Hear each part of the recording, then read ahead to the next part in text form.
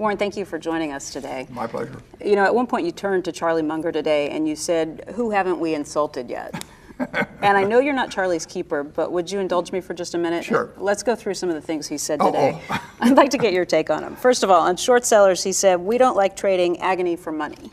The reason he said that is because the stock, when you short it, can theoretically go to infinity. When you buy a stock at 10, you can only lose 10 points. When you short a stock at 10, it can go to 100 or 200. And occasionally you'll get into a situation on the short where you may know that eventually it's going to turn out to be worth nothing or very close to it, or it's a fraud.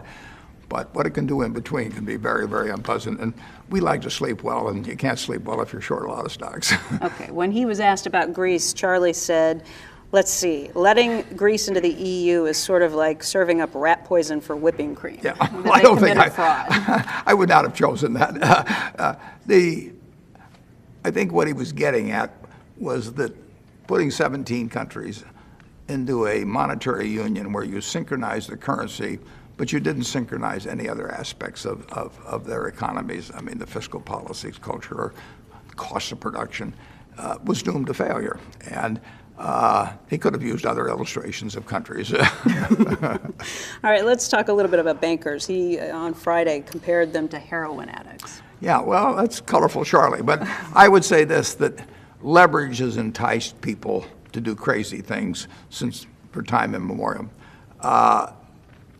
Bankers have an ability to attract money because they offer government guaranteed deposits. You've got a government guaranteed security. So unless there are limits on them, there will be great temptations to over leverage. And they did some of that, and they can do it through other instruments, off balance sheet things or derivatives or that sort of thing. So you really need limitations on people.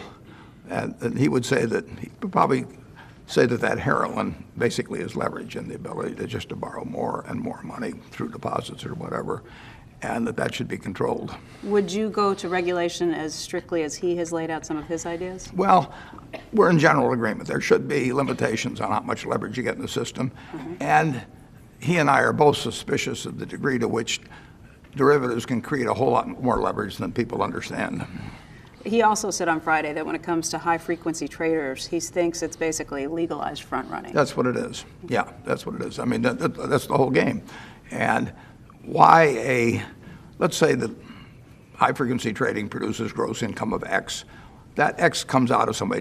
It doesn't make Berkshire Hathaway more productive. It doesn't do anything of the sort. It comes, one way or another, it comes out of the pocket of investors. And the social purpose of it is rather hard to discern. Another thing Charlie had to say when he was asked about the Fed and their policies when it comes to interest rates, he said, look, the Fed looked around and they hurt their savers because they were convenient. Yeah, well, it had to hurt somebody. And Bernanke had tough choices to make, but he decided to step on the gas pedal in terms of monetary policy, and he brought down rates to virtually unheard of levels and kept them there, and he still got his foot on the pedal, and that really does hurt savers. I mean, it has made it extremely difficult for all kinds of people who live on fixed income investments. But unfortunately, that was a byproduct, and probably Bernanke, and maybe correctly, and I would say probably correctly, decided that the dangers to the economy were greater if he didn't do it. When it comes to Twitter, Charlie says he stays away from it like the plague. I know you have a Twitter account. You've only tweeted twice. Do you expect to tweet again anytime soon? It's not been at the top of my mind. Charlie is the only guy less with it than I am.